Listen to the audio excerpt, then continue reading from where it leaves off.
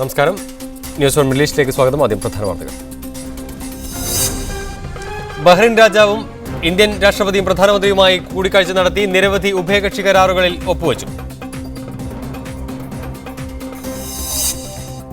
അബുദാബിയിലെ ഇന്ത്യൻ സ്കൂളുകൾ അടച്ചുപൂട്ടുന്ന സാഹചര്യത്തിൽ നയതന്ത്ര ഇടപെടൽ വേണമെന്ന ആവശ്യം ശക്തമാവുന്നു. 2000-ലധികം കുട്ടികളുടെ ഭാവി അനിശ്ചിതത്വത്തിലാകുമെന്ന് ആശങ്ക. സർക്കാരിനെയും പാർട്ടിയെയും നന്നാക്കാൻ KPCC പ്രസിഡന്റിന്റെ പരിഷ്കാരങ്ങൾ. കോൺഗ്രസ് മന്ത്രിമാർക്ക് പെരുമാറ്റച്ചട്ടം, മന്ത്രിമാരുടെ പ്രവർത്തനം വിലയിരുത്താൻ പ്രത്യേക സമിതി. സർക്കാരിന്റെ ഭരണ നേട്ടത്തിൽ ആറന്മുള വേണ്ട. KPCC നേതൃയോഗ തീരുമാനങ്ങളിൽ മുഖ്യമന്ത്രിക്ക് അതൃപ്തി. പുതിയ പാറമടകൾക്ക് അനുമതി കൊടുത്തതിൽ അപാകമില്ലെന്ന് മുഖ്യമന്ത്രി. മാതാ അമൃതാനന്ദമയിക്കെതിരെ P. ജയരാജന്റെ ഫേസ്ബുക്ക് പോസ്റ്റ്. ആശ്രമത്തിൽ പീഡനങ്ങൾക്കിരയായെന്നാരോപിച്ച് പുസ്തകമെഴുതിയ ഗെയിൽ ട്രെഡ്വെലിനെ പിന്തുണ. വിമർശനമുയർന്നതോടെ കുറിപ്പ് പിൻവലിച്ചു. തന്റെ അറിവോടെയല്ല കുറിപ്പ് പ്രസിദ്ധീകരിച്ചതെന്ന് ജയരാജൻ. രാജീവ് ഗാന്ധി വധക്കേസിലെ പ്രതികളെ മോചിപ്പിക്കാൻ തമിഴ്നാട് സർക്കാർ തീരുമാനിച്ചു. തീരുമാനം വധശിക്ഷ ഇളവ് ചെയ്ത സുപ്രീം കോടതി വിധിയുടെ പശ്ചാത്തലത്തിൽ. തമിഴ് സർക്കാരിന്റെ തീരുമാനത്തോടെ യോജിക്കാനാവില്ലെന്ന് രാഹുൽ ഗാന്ധി. ദുബായ് ജമേറിൽ നിന്ന് മത്സ്യബന്ധനത്തിന് പോയ ബോട്ടിന് നേരെ US കപ്പലിൽ നിന്നുണ്ടായ വെടിവെപ്പിനിടെ പരിക്കേറ്റ 3 തമിഴ്നാട് സ്വദേശികൾ നിയമപോരാട്ടത്തിന് ഒരുങ്ങുന്നു. കഴിഞ്ഞ വർഷം നടന്ന വെടിവെപ്പിൽ ഒരാൾ മരിച്ചിരുന്നു. അർഹമായ നഷ്ടപരിഹാരം ആവശ്യപ്പെട്ടാണ് ഇവർ കേസ് ഫയൽ ചെയ്തിരിക്കുന്നത്. അബുദാബിയിലെ ഇന്ത്യൻ സ്കൂളുകൾ അടച്ചുപൂട്ടാൻ അന്തിമ ഉത്തരവിട്ടതോടെ രക്ഷിതാക്കളും വിദ്യാർത്ഥികളും ആശങ്കയിലായ സാഹചര്യത്തിൽ ഇന്ത്യ ഗവൺമെന്റ് ഉടൻ നയതന്ത്ര ഇടപെടൽ നടത്തണമെന്ന് കേരള സോഷ്യൽ സെന്റർ ആവശ്യപ്പെട്ടു. 2000-ലധികം വിദ്യാർത്ഥികളുടെ ഭാവിയാണ് അനിശ്ചിതത്വത്തിലാകുന്നത്. 9ാം ക്ലാസ്സിൽ നിന്ന് ജയിച്ചവരുടെയും +1 പഠിക്കുന്നവരുടെയും ഭാവിയാണ് ഏറെ അനിശ്ചിതത്വത്തിൽ ആയിരിക്കുന്നത്. ഇവർക്ക് നാട്ടിലും സീറ്റ് കിട്ടാൻ ബുദ്ധിമുട്ടായിരിക്കും. ഇക്കാര്യത്തിൽ സർക്കാർ അടിയന്തരമായി ഇടപെടണമെന്നും ആവശ്യമെങ്കിൽ ഇതിനായി നേരിട്ട് ഇന്ത്യയിലെ ഭരണകർത്താക്കളെ അറിയിക്കാൻ പ്രതിനിധികൾ പോകാൻ തയ്യാറാണെന്നും KSC പ്രസിഡന്റ് MU വാസു പറഞ്ഞു. ജമാഅത്തെ ഇസ്ലാമിക്കെതിരെ സംസ്ഥാന ആഭ്യന്തര വകുപ്പ് ഹൈക്കോടതിയിൽ നൽകിയ സത്യവാങ്മൂലം ഭരണഘടനാ വിരുദ്ധവും രാജ്യത്തെ മുസ്ലിം ജനവിഭാഗത്തിന്റെ വിശ്വാസ സ്വാതന്ത്ര്യത്തെ ചോദ്യം ചെയ്യുന്നതുമാണെന്ന് ജമാഅത്തെ ഇസ്ലാമി കേരള അമീർ T. ആരിഫ് അലി പറഞ്ഞു. അഫിഡവിറ്റ് പിൻവലിച്ച് മാപ്പ് പറയാൻ സംസ്ഥാന സർക്കാർ തയ്യാറാകണമെന്നും T. ആരിഫ് അലി ആവശ്യപ്പെട്ടു. ലാ ഇലാഹ ഇല്ലല്ലാ മുഹമ്മദ് റസൂലുള്ള എന്ന ലോക മുസ്ലിങ്ങളുടെ അടിസ്ഥാന വിശ്വാസാദർശത്തെ പ്രശ്നവൽക്കരിക്കുന്നതാണ് ആഭ്യന്തര വകുപ്പ് അണ്ടർ സെക്രട്ടറി ഹൈക്കോടതിയിൽ സമർപ്പിച്ചിരിക്കുന്ന സത്യവാങ്മൂലമെന്ന് T. ആരിഫ് അലി പറഞ്ഞു. ഇന്ന മതം രാജ്യത്തിന്റെ ഔദ്യോഗിക മതമാണെന്നും ആ മതമല്ലാത്ത എല്ലാ വിശ്വാസധാരകളും രാജ്യത്ത് നിലനിൽക്കാൻ അർഹതയില്ലാത്തതാണ് എന്നും കേരള ഗവൺമെന്റ് പറയുന്നുവെങ്കിൽ അതിനർത്ഥം നരേന്ദ്രമോദി പ്രതിനിധാനം ചെയ്യുന്ന ഹിന്ദു രാഷ്ട്രവാദത്തെക്കാൾ ഭീകരമായ വംശീയ ഏകാധിപത്യത്തിന്റെ വാദം കേരള ഗവൺമെന്റ് ഉന്നയിക്കുന്നു എന്നുള്ളതാണ്. ഒരു ജനവിഭാഗത്തിന് ഭരണഘടന നൽകിയ വിശ്വാസാവകാശത്തെ ചോദ്യം ചെയ്യുന്ന സത്യവാങ്മൂലത്തിന്റെ കാര്യത്തിൽ സർക്കാർ നിലപാട് വ്യക്തമാക്കണമെന്നും ഇത് പിൻവലിച്ച് മാപ്പ് പറയണമെന്നും അദ്ദേഹം ആവശ്യപ്പെട്ടു. നമ്മുടെ മുഖ്യമന്ത്രി ഉമ്മൻചാണ്ടിയും ആഭ്യന്തരമന്ത്രി രമേശ് ചെന്നിത്തലയും ലാ ഇലാഹ ഇല്ലല്ലാ മുഹമ്മദ് റസൂലുള്ള എന്ന് വിശ്വസിക്കുന്നവർക്ക് കേരള സംസ്ഥാനത്തിൽ ജീവിക്കാനുള്ള അർഹതയുണ്ടോ എന്നുള്ള കാര്യം വിശദീകരിക്കാനുള്ള ബാധ്യതയുണ്ട്. തിരുവനന്തപുരം പുത്തിരിക്കണ്ടം മൈതാനത്ത് സംഘടിപ്പിച്ച ജമാഅത്തെ ഇസ്ലാമി നയവിശദീകരണ സമ്മേളനത്തിൽ സംസാരിക്കുകയായിരുന്നു അദ്ദേഹം. സമ്മേളനത്തിൽ ജമാഅത്തെ ഇസ്ലാമി സംസ്ഥാന general secretary P. Mujeeb Rahman, Solidarity സംസ്ഥാന പ്രസിഡന്റ് T. മുഹമ്മദ് വേളം തുടങ്ങിയവരും സംസാരിച്ചു. Media 1 Thiruvananthapuram. Mini global village മാതൃകയായ 6 കോണ്ടിനെന്റ്സ് ശ്രദ്ധേയമാവുന്നു. അബുദാബിയിലെ ഖലീഫ പാർക്കിലാണ് പരിപാടി സംഘടിപ്പിച്ചിരിക്കുന്നത്. അബുദാബി മുനിസിപ്പാലിറ്റിയുടെ ആഭിമുഖ്യത്തിൽ ഖലീഫ പാർക്കിൽ ഗ്ലോബൽ വില്ലേജ് മാതൃകയിൽ ആരംഭിച്ച 6 കോണ്ടിനെന്റ്സിലേക്ക് ജനപ്രവാഹം തുടരുകയാണ്. വ്യത്യസ്ത രാജ്യങ്ങളുടെ പവലിയനുകളിൽ കുടുംബങ്ങൾക്കും കുട്ടികൾക്കും ഷോപ്പിങ്ങിനും വിനോദത്തിനുമായി വിവിധ സൗകര്യങ്ങൾ ഒരുക്കിയിട്ടുണ്ട്. മൊത്തം കുടുംബത്തെ ആകർഷിക്കുന്ന വിധത്തിൽ 20-ലധികം റോഡുകളുള്ള ഫൺഫെയറും കാർണിവലും കിഡ് സ്റ്റേജ് ഷോയും 6 കോണ്ടിനെന്റ്സിന്റെ ഭാഗമായി അരങ്ങേറുന്നുണ്ട്. ലോകത്തെങ്ങുമുള്ള പരമ്പരാഗത കലാരൂപങ്ങൾ അരങ്ങേറുന്ന നാടൻ കലാമേളയും ഇതിന്റെ ഭാഗമായുണ്ട്. UAE, Egypt, India, Pakistan, Syria, Jordan, Lebanon, Turkey, China തുടങ്ങിയ രാജ്യങ്ങളുടെ പവലിയനുകളും ഖലീഫ പാർക്കിലുണ്ട്. പരമ്പരാഗത ഉൽപ്പന്നങ്ങൾ, സുഗന്ധദ്രവ്യങ്ങൾ, വസ്ത്രങ്ങൾ, ഗൃഹോപകരണങ്ങൾ എന്നിവയാണ് പവലിയനുകളിലുള്ളത്.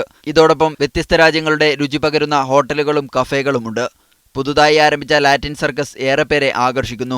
30 കലാകാരന്മാരും വിവിധ മൃഗങ്ങളും ചേർന്നാണ് സർക്കസ് അവതരിപ്പിക്കുന്നത്. 4 കടുവകൾ ചേർന്നുള്ള ഷോ ഏറെ ആകർഷകമാണ്.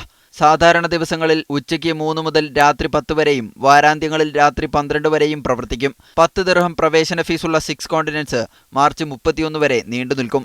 Media 1 Abu Dhabi. ഇനി പേഴ്സിൽ പണമില്ലെങ്കിലും ദുബായിലെ ടാക്സിയിൽ യാത്ര ചെയ്യാം. മെട്രോയിൽ ഉപയോഗിക്കുന്ന Nol card, bank credit card, mobile balance എന്നിവ ഉപയോഗിച്ച് ടാക്സി കൂലി നൽകാവുന്ന സംവിധാനത്തിന് തുടക്കമായി. ദുബൈയിലെ ടാക്സികൾ ഇനി വെറും ടാക്സിയല്ല, സ്മാർട്ട് ടാക്സികളാണ്. ഇതുവരെ മെട്രോയിലും ബസ്സുകളിലും ഉപയോഗിച്ചിരുന്ന നോൾ കാർഡ്, ബാങ്കിലെ ATM, ഡെബിറ്റ്, ക്രെഡിറ്റ് കാർഡുകൾ, മൊബൈലിലെ ബാലൻസ് എന്നിവ ഇനി ടാക്സി കൂലി നൽകാൻ ഉപയോഗിക്കാം. ബാക്കി നൽകാൻ ചില്ലറയില്ലെന്ന ബുദ്ധിമുട്ടും ഡ്രൈവർമാർക്ക് ഇല്ലാതാകും. നോൾ കാർഡ് ഉപയോഗിക്കുമ്പോൾ 1 ദിർഹവും ബാങ്ക് കാർഡുകൾ ഉപയോഗിക്കുമ്പോൾ 2 ദിർഹവും അധികം ഈടാക്കും. There will be different type of payments will be available for the customer, so either he can pay cash or he can pay by card, which means the banking or Visa card, or he can pay by the note card. ആദ്യം വിമാനത്താവളത്തിൽ service നടത്തുന്ന 20 ടാക്സികളിലാണ് card റീഡറുകൾ സ്ഥാപിക്കുക. അടുത്ത വർഷം പകുതിയോടെ എല്ലാ ടാക്സികളും സ്മാർട്ടാവും. ഇതോടൊപ്പം ടാക്സികൾക്ക് മുകളിലെ ലൈറ്റുകൾ ഈ കാണുന്ന വിധം ഡിജിറ്റൽ ബോർഡുകളാകും. സിനിമയും വിനോദ പരിപാടികളും ആസ്വദിക്കാൻ സാധിക്കുന്ന വിധം LCD ഡിസ്പ്ലേകളും ഇനി ടാക്സികളിൽ സ്ഥാപിക്കും. കയ്യിൽ പണമില്ലെന്ന് കരുതി ദുബൈയിൽ ഇനി ടാക്സി യാത്ര പ്രയാസകരമാവില്ല. നോൾ കാർഡുകളും അതോടൊപ്പം ക്രെഡിറ്റ് കാർഡും ഉപയോഗിച്ചു തന്നെ നിങ്ങൾക്ക് ദുബൈയിൽ ടാക്സി യാത്ര ചെയ്യാനുള്ള സംവിധാനമാണ് RTA ഇന്ന് ആവിഷ്കരിച്ചിരിക്കുന്നത്. ക്യാമറമാൻ യൂസുഫ് അലിക്കൊപ്പം MCA നാസർ, മീഡിയ 1 ദുബൈ. ജിദ്ദയിലെ സാംസ്കാരിക സംഘടനയായ മാനവീയം റിപ്പബ്ലിക് ദിനാഘോഷങ്ങളുടെ സമാപനത്തോടനുബന്ധിച്ച് സെമിനാറും സർഗസംഗമവും സംഘടിപ്പിച്ചു. ഷറഫിയ ഇംപാക്ട് ഓഡിറ്റോറിയത്തിൽ നടന്ന പരിപാടി സംഘാടക മികവ് കൊണ്ടും പരിപാടികളുടെ വൈവിധ്യം കൊണ്ടും ഏറെ ശ്രദ്ധേയമായി. നന്മയ്ക്ക് വേണ്ടി ഒരുമിക്കാം, നന്മയിൽ മുന്നേറാം എന്ന ലക്ഷ്യവുമായി ജിദ്ദയിൽ പ്രവർത്തിക്കുന്ന മാനവീയം സാംസ്കാരിക സംഘടനയാണ് റിപ്പബ്ലിക് ദിനത്തോടനുബന്ധിച്ച് സന്തുഷ്ട കുടുംബം ക്ഷേമരാഷ്ട്രം എന്ന വിഷയത്തിൽ സെമിനാറും തുടർന്ന് വിവിധ കലാകായിക പരിപാടികളും സംഘടിപ്പിച്ചത്. Seminar Jeddah King Abdulaziz University professor Reynold Ittoop ഉദ്ഘാടനം ചെയ്തു. ഹാഷിം ത്വാഹ വിഷയം അവതരിപ്പിച്ചു. സന്തുഷ്ടമായ കുടുംബജീവിതം കൊണ്ട് മാത്രമേ ഉത്തമരായ ഒരു സമൂഹവും അതുവഴി നന്മയും ക്ഷേമവും നിറഞ്ഞൊരു രാഷ്ട്രവും രൂപപ്പെടുകയുള്ളൂ എന്ന് സെമിനാറിൽ സംബന്ധിച്ചവർ അഭിപ്രായപ്പെട്ടു. തുടർന്ന് കുട്ടികൾക്കും മുതിർന്നവർക്കുമായി വിവിധ ഗെയിംസ് മത്സരങ്ങളും കലാപ്രകടനങ്ങളും അരങ്ങേറി. റിപ്പബ്ലിക് ദിന സന്ദേശം, ദേശഭക്തി ഗാനങ്ങൾ, നാം ഭാരതീയർ ദൃശ്യാവിഷ്കാരം, ജുഗൽബന്ദി, ഫാൻസി കോൽക്കളി, മൈമിംഗ്, സംഗീതശില്പം, ചിത്രീകരണം തുടങ്ങിയ പരിപാടികൾ സദസ്സ് നന്നായി ആസ്വദിച്ചു. കുട്ടികൾക്ക് വേണ്ടി സംഘടിപ്പിച്ച പെയിന്റിംഗ് മത്സരത്തിനുള്ള സമ്മാനദാനവും ആർട്ട് ഗാലറിയിൽ പങ്കെടുത്ത സ്വാലിഹ നാസർ, ബഷീർ അരിപ്ര, റിദ ഷാനവാസ്, സീമ സദാനന്ദൻ, മാനവീയം ലോഗോ സംവിധാനിച്ച ശ്രീനാഥ് എന്നീ കലാകാരന്മാരെ ആദരിക്കുന്ന ചടങ്ങും പരിപാടിയിൽ നടന്നു.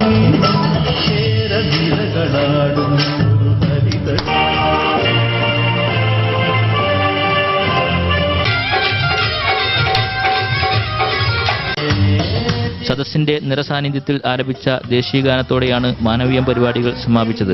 Sadiq Ali Thuvvur, Media 1 Jeddah. ഇന്ത്യയെ അടുത്തറിയുക എന്ന ലക്ഷ്യം വെച്ച് ബഹ്റൈനിൽ സംഘടിപ്പിച്ചു വരുന്ന ഫോട്ടോ പ്രദർശനം ശ്രദ്ധേയമാവുന്നു.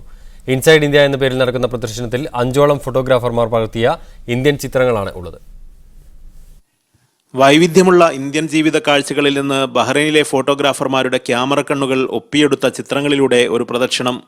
അതാണ് ബഹ്റൈനിലെ മുഹറക് ബിൻ മത്താർ ഹൗസിൽ ഇൻസൈഡ് ഇന്ത്യ എന്ന പേരിൽ ഷെയ്ഖ് ഇബ്രാഹിം സെന്റർ 1 മാസക്കാലമായി സംഘടിപ്പിച്ചു വരുന്ന ഫോട്ടോ പ്രദർശനം. സജി ആന്റണി, ഹയാൽ ഖലീഫ, റഷ യൂസഫ്, സ്റ്റീഫനി റാവേൽ എന്നീ 4 ഫോട്ടോഗ്രാഫർമാർ ഭാരതത്തിലെ വിവിധ പ്രദേശങ്ങളിൽ നിന്ന് പകർത്തിയ ദൃശ്യങ്ങളാണ് പ്രദർശനത്തിൽ ഉൾപ്പെടുത്തിയിരിക്കുന്നത്. കേരളത്തിലെ നീണ്ടകരയിൽ നിന്നുള്ള സാധാരണക്കാരായ മത്സ്യത്തൊഴിലാളികളുടെ ജീവിതത്തിൻ്റെ നേർചിത്രങ്ങളാണ് പ്രവാസി മലയാളി സജി ആന്റണിയുടേതായി ഇവിടെ പ്രദർശിപ്പിച്ചിരിക്കുന്ന ഫോട്ടോകളിലുള്ളത്. സാധാരണക്കാരായ തൊഴിലാളികളുടെ ജീവിതഗന്ധിയായ ചിത്രങ്ങൾ പകർത്തി ബഹ്റൈനിലെ പ്രവാസി മലയാളികൾക്കിടയിൽ ഇതിനകം ഏറെ ശ്രദ്ധേയനായ ഫോട്ടോഗ്രാഫറാണ് സജി ആന്റണി. ഇതിനായി ഇടയ്ക്കിടെ ലേബർ ക്യാമ്പുകൾ സന്ദർശിക്കുകയും സാധാരണ മനുഷ്യരുടെ അനുഭവങ്ങളിലേക്ക് ക്യാമറ ഫോക്കസ് ചെയ്യുകയും ചെയ്യുന്ന ഇദ്ദേഹം ഫോട്ടോഗ്രാഫിയിലെ തൻ്റെ കഴിവുകളെ സാമൂഹിക പ്രതിബദ്ധതയോടെയാണ് വിനിയോഗിക്കുന്നത്. ഞാനൊരു ഓൺഗോയിങ് പ്രോജക്റ്റ് ചെയ്യുന്നുണ്ട് വർക്കേഴ്സിനെ ബേസ് ചെയ്തിട്ട്. ഇവിടുത്തെ ബഹ്റൈനിലെ scrap yard, one of the scrap yard in Riffa, അവിടെ ഞാൻ എപ്പോഴും പോകാറുണ്ട്. അപ്പോൾ എനിക്ക് ദുഷ്കരമായ അല്ലെങ്കിൽ വിഷമകരമായ സാഹചര്യങ്ങളിൽ ജോലി ചെയ്യുന്ന വർക്കേഴ്സിനെ ഫോട്ടോഗ്രാഫി ചെയ്യുക എന്നുള്ളതാണ് എൻ്റെ ഒരു താല്പര്യം. കാരണം വെച്ച് കഴിഞ്ഞാൽ ആൾക്കാർ അധികം കാണാത്ത ഒരു കാഴ്ചയാണത്. ഇന്ത്യൻ ജീവിതഭാവങ്ങൾ ചാരുതയോടെ പകർത്തിയ ചിത്രങ്ങൾ കാണാൻ സ്വദേശികളടക്കം നിരവധി പേരാണ് ബിൻ മത്താർ ഹൗസിൽ എത്തിച്ചേരുന്നത്. Siraj Pallikkara, media 1, Bahrain. 3 ദിവസത്തെ ഔദ്യോഗിക സന്ദർശനത്തിനായി ഇന്ത്യയിലെത്തിയ ബഹ്റൈൻ രാജാവ് ഹമദ് ബിൻ ഈസ അൽ ഖലീഫ നിരവധി ഉഭയകക്ഷി കരാറുകളിൽ ഒപ്പുവെച്ചു. രാഷ്ട്രപതി പ്രണബ് കുമാർ മുഖർജി, പ്രധാനമന്ത്രി മൻമോഹൻ സിംഗ് എന്നിവരുമായും അദ്ദേഹം കൂടിക്കാഴ്ച നടത്തി. സന്ദർശനം പ്രവാസികൾക്ക് വലിയ പ്രതീക്ഷയാണ് നൽകുന്നത്. രാജാവിന്റെ പര്യടനം നാളെ അവസാനിക്കും. രാഷ്ട്രപതി പ്രണബ് മുഖർജിയുടെ ഔദ്യോഗിക ക്ഷണപ്രകാരമാണ് ബഹ്റൈൻ രാജാവ് ഹമദ് ബിൻ ഈസ അൽ ഖലീഫ ഇന്ത്യയിലെത്തിയത്. 3 പതിറ്റാണ്ടിന് ശേഷമാണ് ഒരു ബഹ്റൈൻ ഭരണാധികാരി ഇന്ത്യ സന്ദർശിക്കുന്നത്. ആദ്യമായി ഇന്ത്യയിലെത്തുന്ന ഹമദ് ബിൻ ഈസ അൽ ഖലീഫ പ്രധാനമന്ത്രിയുമായും രാഷ്ട്രപതിയുമായും കൂടിക്കാഴ്ച നടത്തി. നിരവധി ഉഭയകക്ഷി കരാറുകളിൽ ഒപ്പിട്ടു. ഇരു രാഷ്ട്രങ്ങളും തമ്മിലുള്ള സാമ്പത്തിക സാങ്കേതിക രംഗങ്ങളിലെ ബന്ധം മെച്ചപ്പെടുത്താൻ ലക്ഷ്യമിട്ടുള്ള കരാറുകളാണ് ഒപ്പിട്ടത്. യുവജന കായിക രംഗവുമായി ബന്ധപ്പെട്ട ഉഭയകക്ഷി കരാറുകളിലും ഒപ്പുവെച്ചു. ബഹ്റൈനിലെ സാമ്പത്തിക മേഖലയിൽ മുതൽ മുടക്കാൻ ഇന്ത്യൻ വ്യാപാരികളെ അദ്ദേഹം സ്വാഗതം ചെയ്തു. ഇന്ത്യക്ക് ബഹ്റൈനിൽ നിരവധി സാധ്യതകളുണ്ടെന്നും അദ്ദേഹം പറഞ്ഞു. നിക്ഷേപകരുമായി ചർച്ച നടത്തുന്നതിനായി 120 അംഗ പ്രതിനിധി സംഘവും അദ്ദേഹത്തോടൊപ്പമുണ്ട്. പ്രമുഖ വ്യവസായികളും സംഘത്തിലുണ്ട്. News desk, Media 1. ഖത്തറിലെ ഇന്ത്യക്കാരുടെ മരണനിരക്കിൽ അസ്വാഭാവികതയില്ലെന്ന് ഖത്തർ ദേശീയ മനുഷ്യാവകാശ കമ്മീഷൻ അറിയിച്ചു. 2022 ലോകകപ്പ് മത്സരങ്ങളുമായി ബന്ധപ്പെട്ട് ഖത്തറിൽ നടക്കുന്ന നിർമ്മാണ പ്രവർത്തനങ്ങൾക്കായി രാജ്യത്ത് ജോലി ചെയ്യുന്ന ഇന്ത്യക്കാരുടെ മരണനിരക്ക് വാർത്ത വന്ന സാഹചര്യത്തിലാണ് ദേശീയ മനുഷ്യാവകാശ കമ്മിറ്റി വിശദീകരണം നൽകിയത്. മരണനിരക്കിൽ അസ്വാഭാവികതയില്ലെന്നും ഇത് സാധാരണ നിരക്ക് തന്നെയാണെന്നും കമ്മിറ്റി മേധാവി അലി ബിൻ സുമൈഖ് അൽ മർറി വ്യക്തമാക്കി. ദുബായ് മുനിസിപ്പാലിറ്റിയിലെ ഓഫീസ് ജീവനക്കാർ യാത്രയ്ക്ക് പൊതുഗതാഗത സംവിധാനം ഉപയോഗിക്കുന്നത് നിർബന്ധമാക്കുമെന്ന് നഗരസഭാ ഡയറക്ടർ ജനറൽ ഹുസൈൻ നാസൽ ലൂത്ത പറഞ്ഞു. കാർ രഹിത ദിനാചരണത്തിന്റെ ഭാഗമായി ദുബായ് മെട്രോയിൽ ഓഫീസിലെത്തിയ അദ്ദേഹം മാധ്യമപ്രവർത്തകരോട് സംസാരിക്കുകയായിരുന്നു. ദുബായ് റോഡുകളിൽ സ്വകാര്യ വാഹനങ്ങളുടെ എണ്ണം കുറച്ച് പരിസ്ഥിതി ആഘാതം കുറയ്ക്കണമെന്ന സന്ദേശവുമായാണ് നഗരത്തിൽ 5ാമത് കാർ രഹിത ദിനം ആചരിച്ചത്. ദുബായ് പോലീസ് മേധാവി Khamis Mattar, municipality director general Hussain Nasser Lootah തുടങ്ങി ഉന്നത ഉദ്യോഗസ്ഥർ വരെ സാധാരണക്കാർക്കൊപ്പം മെട്രോയിലാണ് ഓഫീസിലേക്ക് പുറപ്പെട്ടത്.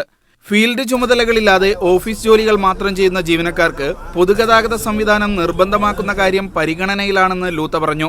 Type of work on the Dubai municipality, it's a field work. So if it's office work, we will force them, not encourage them, we will force them if only office work. 100-ലധികം municipality ജീവനക്കാർ motor വാഹനങ്ങൾ ഉപേക്ഷിച്ച് സൈക്കിളിൽ റാലിയായാണ് ഓഫീസിലെത്തിയത്. Deira City Centre മുതൽ Dubai മുനിസിപ്പാലിറ്റിയുടെ main office വരെയായിരുന്നു ഇന്നത്തെ ഈ സൈക്കിൾ റാലി. ഓരോ കാർ രഹിത ദിനം പിന്നിടുമ്പോഴും ഇതിൽ പങ്കാളിയാകുന്നവരുടെ എണ്ണം വർദ്ധിക്കുകയാണ്. ദുബായ് മുനിസിപ്പാലിറ്റി 2009 കാർ രഹിത ദിനം ആദ്യമായി ആചരിക്കുന്നത്. ഏകദേശം 1000-ൽ താഴെ എംപ്ലോയീസ് അവരുടെ കാറുകൾ വീട്ടിൽ ഉപേക്ഷിച്ച് ഓഫീസിലേക്ക് വന്ന ഒരു ദിവസമായിരുന്നു അത്. ഇന്നിപ്പോൾ 5ാമത്തെ വർഷം എത്തി നിൽക്കുമ്പോൾ ഏകദേശം നമ്മുടെ ഒരു പ്രതീക്ഷ അനുസരിച്ച് 7000-ലധികം കാറുകൾ ഇന്ന് നിരത്തിലിറങ്ങിയിട്ടില്ല. ദിനാചരണത്തിന്റെ ഭാഗമായി പരിസ്ഥിതി സൗഹൃദ വാഹനങ്ങളുടെ പ്രദർശനവും കലാപ്രകടനവും ഒരുക്കിയിരുന്നു. ഇപ്പോൾ മെട്രോ ഉപയോഗിക്കുന്നവരിൽ 20% സ്വന്തമായി വാഹനമുള്ളവരാണ്. സ്വകാര്യ വാഹനങ്ങൾ ഉപേക്ഷിച്ച് പൊതുഗതാഗത സംവിധാനത്തെ പ്രോത്സാഹിപ്പിക്കുകയാണ് സർക്കാർ. ദുബായ് മെട്രോയിൽ നിന്നും ക്യാമറമാൻ യൂസഫലിക്കൊപ്പം ഷിനോ ഷംസുദ്ദീൻ, മീഡിയ 1. കുവൈത്ത് ദേശീയ ദിനാഘോഷങ്ങളുടെ പശ്ചാത്തലത്തിൽ യൂത്ത് ഇന്ത്യ കുവൈത്ത് സൗജന്യ വൈദ്യപരിശോധന ക്യാമ്പ് സംഘടിപ്പിക്കുന്നു. അൽ റഹ്മ മെഡിക്കൽ സെന്ററുമായി സഹകരിച്ച് നടത്തുന്ന ക്യാമ്പ് ഈ മാസം 21 രാവിലെ 7 മണി മുതൽ ഉച്ചയ്ക്ക് 12 മണി വരെ അങ്കാറ ബാച്ചിലർ സിറ്റിയിലാണ് നടക്കുക. മുൻകൂട്ടി പേര് രജിസ്റ്റർ ചെയ്യുന്നവർക്ക് വൈദ്യപരിശോധനയോടൊപ്പം വിവിധ ടെസ്റ്റുകളും മരുന്നുകളും സൗജന്യമായി ലഭ്യമാക്കുമെന്ന് സംഘാടകർ അറിയിച്ചു. കൂടുതൽ വിവരങ്ങൾക്ക് താഴെ കാണുന്ന നമ്പറിൽ ബന്ധപ്പെടുക.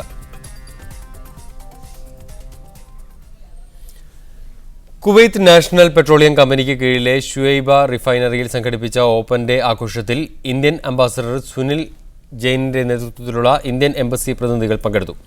Salmiya Indian Model School, Fahaheel, Al Wataniya Indian Private School, Salmiya Indian Community School എന്നിവിടങ്ങളിൽ നിന്നുള്ള വിദ്യാർത്ഥികളും ആഘോഷത്തിൽ പങ്കെടുത്തു.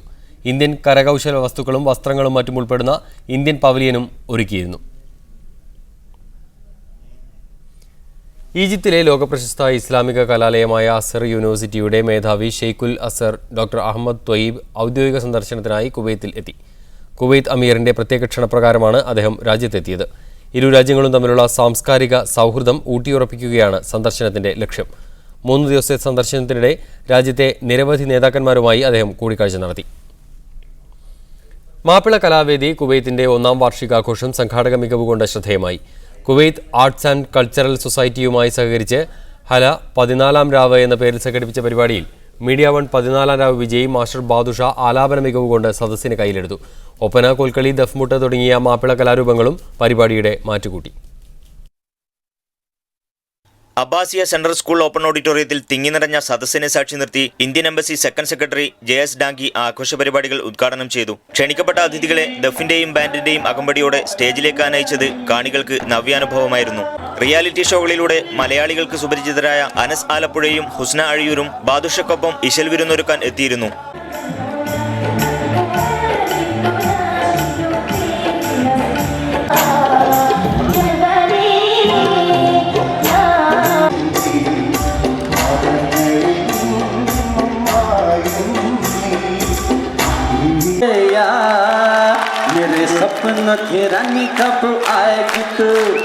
പ്രശസ്ത കുവൈത്തി ഗായകൻ മുബാറക് അൽ റാഷിദിന്റെ ഹിന്ദി ഗാനാലാപനം ഹർഷാരവത്തോടെയാണ് സദസ്സ് സ്വീകരിച്ചത്. കലാവേദി പ്രവർത്തകർ അവതരിപ്പിച്ച കോൽക്കളി, ദഫ്മുട്ട് എന്നിവയും കുരുന്നുകൾ അവതരിപ്പിച്ച ഒപ്പനയും 14ാം രാവിനെ മധുരമുള്ളതാക്കി. മാപ്പിള കലാവേദി പ്രസിഡന്റ് ഹബീബുള്ള മുറ്റിച്ചൂർ അധ്യക്ഷത വഹിച്ചു. കലാവേദിയുടെ പ്രഥമ മോയിൻകുട്ടി വൈദ്യർ പുരസ്കാരം പ്രശസ്ത സാഹിത്യകാരനും മാധ്യമപ്രവർത്തകനുമായ കാനേഷ് പൂനൂരിന് കുവൈത്ത് രാജകുടുംബാംഗം ഷെയ്ഖ് ദാവൂദ് അൽ സൽമാൻ അൽ സബ സമ്മാനിച്ചു. ആഘോഷത്തിന്റെ ഭാഗമായി മാപ്പിള കലാവേദി പ്രസിദ്ധീകരിച്ച സുവനീറിന്റെ പ്രകാശനം കാനേഷ് പൂനൂർ നിർവഹിച്ചു. എഞ്ചിനീയറിംഗ് ലൈസൻസ് വിഭാഗം director Bader Al Otaibi, Indian Central School പ്രധാനാധ്യാപിക ശാന്ത മറിയ ജെയിംസ്, ഷബീർ മണ്ടോളി, അയ്യൂബ് കച്ചേരി, VS നജീബ് എന്നിവർ സംസാരിച്ചു. Media One, Kuwait City. Kerala Sangeetha Nataka academy Kuwait chapter സംഘടിപ്പിക്കുന്ന പ്രഥമ നാടക മത്സരം ഫെബ്രുവരി 25, 26 തീയതികളിൽ ഖൈത്താൻ ഇന്ത്യൻ കമ്മ്യൂണിറ്റി സ്കൂളിൽ നടക്കും. ഇന്ത്യൻ സ്ഥാനപതി സുനിൽ K. ജെയിൻ പരിപാടി ഉദ്ഘാടനം ചെയ്യും. കേരള സംഗീത നാടക അക്കാദമി സെക്രട്ടറിയും പ്രമുഖ നാടക നിരൂപകനുമായ ഡോക്ടർ PV കൃഷ്ണൻ നായർ, നാടകകൃത്തും സംവിധായകനുമായ TM എബ്രഹാം, പ്രമുഖ നാടക നടൻ മീനമ്പാടം സന്തോഷ് എന്നിവരടങ്ങുന്ന ജഡ്ജിംഗ് കമ്മിറ്റിയാണ് നാടകങ്ങൾ വിലയിരുത്തുക. ഫെബ്രുവരി 25 വൈകുന്നേരം 4 മണിക്ക് ഉദ്ഘാടന ചടങ്ങിന് ശേഷം കൽപ്പക് കുവൈത്തിന്റെ അമ്മേ മാപ്പ് എന്ന നാടകത്തോടെയാണ് മത്സരത്തിന് തിരശ്ശീല ഉയരുക. സ്ത്രീകളെ മാത്രം അണിനിരത്തിക്കൊണ്ട് നിർഭയ കുവൈത്ത് ഒരുക്കുന്ന പശു എന്ന നാടകവും അന്നേ ദിവസം അവതരിപ്പിക്കും. 26 വൈകിട്ട് 4 മണിക്ക് തനിമ കുവൈത്തിന്റെ ബാനറിൽ ഒരു കൊട്ടുകാരനും കുറെ തുള്ളക്കാരും എന്ന നാടകത്തോടെ 2ാം ദിവസത്തെ മത്സരങ്ങൾ ആരംഭിക്കും. ഫ്യൂച്ചർ ഐ തിയേറ്റർ അവതരിപ്പിക്കുന്ന ഉഷ്ണമേഖലയിലെ പെൺകുട്ടി, കലാ കുവൈത്തിന്റെ 2ാം ഭാവം എന്നിവയാണ് അരങ്ങിൽ മാറ്റുരക്കുന്ന മറ്റു നാടകങ്ങൾ. Media One, Kuwait City. കുവൈത്തിലെ ശ്മശാനങ്ങളിൽ ഇനി മുതൽ രാത്രികാലങ്ങളിലും ഖബറടക്കം അനുവദിച്ചേക്കും. ഇത് സംബന്ധിച്ച് മുനിസിപ്പൽ കൗൺസിൽ മേധാവി മുഹൽഹിൽ അൽ ഖാലിദ് മതകാര്യ മന്ത്രാലയത്തിന്റെ അഭിപ്രായം തേടിയിരിക്കുകയാണ്. വേനൽക്കാലത്ത് ചൂട് 55 ഡിഗ്രി വരെ എത്തുന്ന പകൽ സമയങ്ങളിൽ മൃതദേഹങ്ങൾ അടക്കുന്നത് ബന്ധുക്കൾക്കും മറ്റും പ്രയാസം സൃഷ്ടിക്കുന്ന സാഹചര്യത്തിലാണ് തീരുമാനം. മുനിസിപ്പാലിറ്റിയുടെ ഈ ആവശ്യം ഔഖാഫ് മന്ത്രാലയം പണ്ഡിത സഭയ്ക്ക് മുന്നിൽ വെച്ചിട്ടുണ്ട്. Vazhakkad association Qatar chapter dialysis centre തുടങ്ങുന്നു. വാഴക്കാട് അൽനൂർ ആശുപത്രിയുമായി സഹകരിച്ച് നടത്തുന്ന ഡയാലിസിസ് സെന്ററിന്റെ പ്രവർത്തനങ്ങൾ ഏപ്രിൽ മെയ് മാസത്തോടെ തുടങ്ങാനാണ് പദ്ധതി ഇട്ടിരിക്കുന്നതെന്ന് ഭാരവാഹികൾ അറിയിച്ചു. 10 മെഷീനുകൾ സ്ഥാപിച്ച് വാഴക്കാട്ടെയും തൊട്ടടുത്തുള്ള 5ഓളം പഞ്ചായത്തുകളിലെയും ജനങ്ങൾക്ക് പ്രയോജനപ്രദമാവുന്ന രീതിയിലാണ് സെന്റർ പ്രവർത്തിക്കുക. ഇതിനു പുറമെ വാക് 4ാമത് ഓൾ കേരള ഫുട്ബോൾ ടൂർണമെന്റ് മത്സരങ്ങൾ വ്യാഴാഴ്ച തുടങ്ങുമെന്നും ഭാരവാഹികൾ അറിയിച്ചു.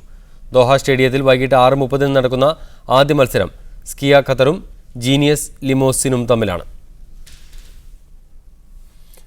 മലർവാടി ബാലസംഘം ഖത്തർ ഘടകത്തിന്റെ ആഭിമുഖ്യത്തിൽ വെള്ളിയാഴ്ച നടക്കുന്ന ചിത്രരചനാ മത്സരം ഗൾഫിലെ ഏറ്റവും വലിയ വിദ്യാർത്ഥി ഉത്സവമാകുമെന്ന് ഭാരവാഹികൾ വാർത്താസമ്മേളനത്തിൽ അറിയിച്ചു. മലബാർ ഗോൾഡുമായി സഹകരിച്ച് നടത്തുന്ന ചിത്രരചനാ മത്സരത്തിലേക്ക് ഇതിനകം രജിസ്റ്റർ ചെയ്തത് 7300 കുട്ടികളാണ്. ഖത്തറിലെ 14 ഇന്ത്യൻ സ്കൂളുകളിൽ നിന്നുള്ള കുട്ടികൾ മത്സരത്തിന് എത്തും. ദോഹയിലെ അൽ അറബി സ്പോർട്സ് ക്ലബിലും അൽഖോറിലെ അൽ മിസ്നാദ് സ്കൂളിലുമാണ് മത്സരങ്ങൾ നടക്കുന്നത്.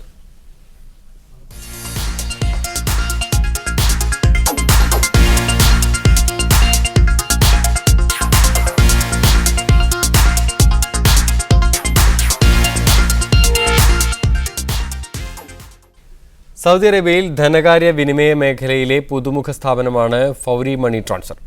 വിപണിയിൽ മികച്ച മുന്നേറ്റത്തിനൊരുങ്ങുകയാണ് ഫൗരി. മണി ട്രാൻസ്ഫർ സേവനം നൽകുന്ന സ്ഥാപനം 2 മാസത്തിനുള്ളിൽ ബാങ്കുകളിലേക്ക് നേരിട്ട് പണം നൽകുന്ന സംവിധാനം കൂടി ഏർപ്പെടുത്തും. സൗദിയിലെ പ്രമുഖ ബാങ്കിംഗ് സ്ഥാപനമായ ബാങ്ക് അൽ ജസീറയുടെ മണി ട്രാൻസ്ഫർ വിഭാഗമാണ് ഫൗരി. കഴിഞ്ഞ വർഷം അവസാനത്തോടെ സ്ഥാപിതമായ ഫൗരി ഈ വർഷം 25 ശാഖകൾ തുറക്കാനാണ് പദ്ധതിയിട്ടിരിക്കുന്നത്.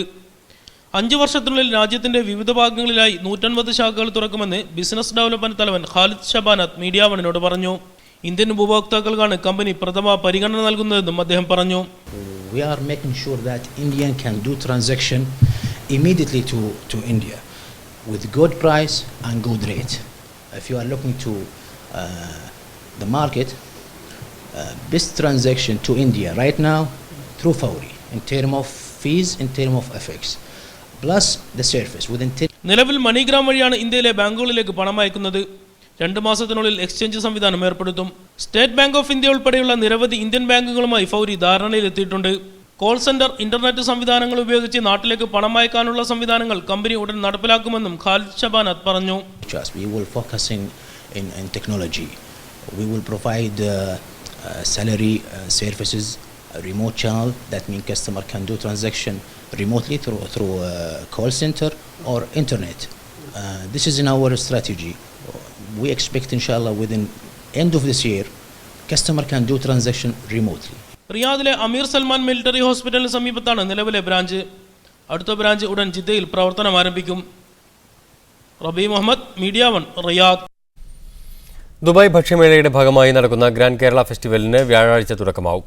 ദുബായ് ഗർഹൂദിലെ വണ്ടർലാൻഡ് തീം പാർക്കിൽ 3 ദിവസം നീളുന്ന ഫെസ്റ്റിവലിന്റെ ഭാഗമായി നിരവധി വിനോദ പരിപാടികളും പ്രദർശനവും ഒരുക്കിയിട്ടുണ്ട്. വ്യാഴാഴ്ച ഉച്ചയ്ക്ക് 2 മുതൽ പ്രദർശനത്തിന് തുടക്കമാവും.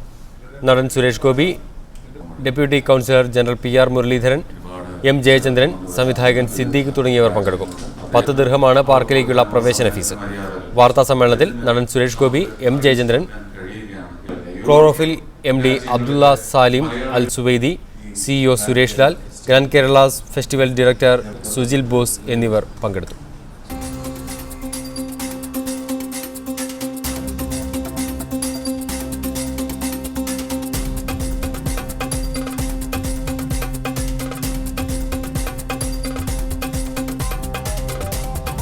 വിരലടയാളം പതിയാതെ 6 പ്രാവശ്യത്തിലധികം വിമാനത്താവളത്തിൽ നിന്ന് മടക്കി അയക്കപ്പെട്ട 4 പേർ സൗദി അധികൃതരുടെ കാരുണ്യത്താൽ ഒടുവിൽ നാട്ടിലേക്ക് മടങ്ങി.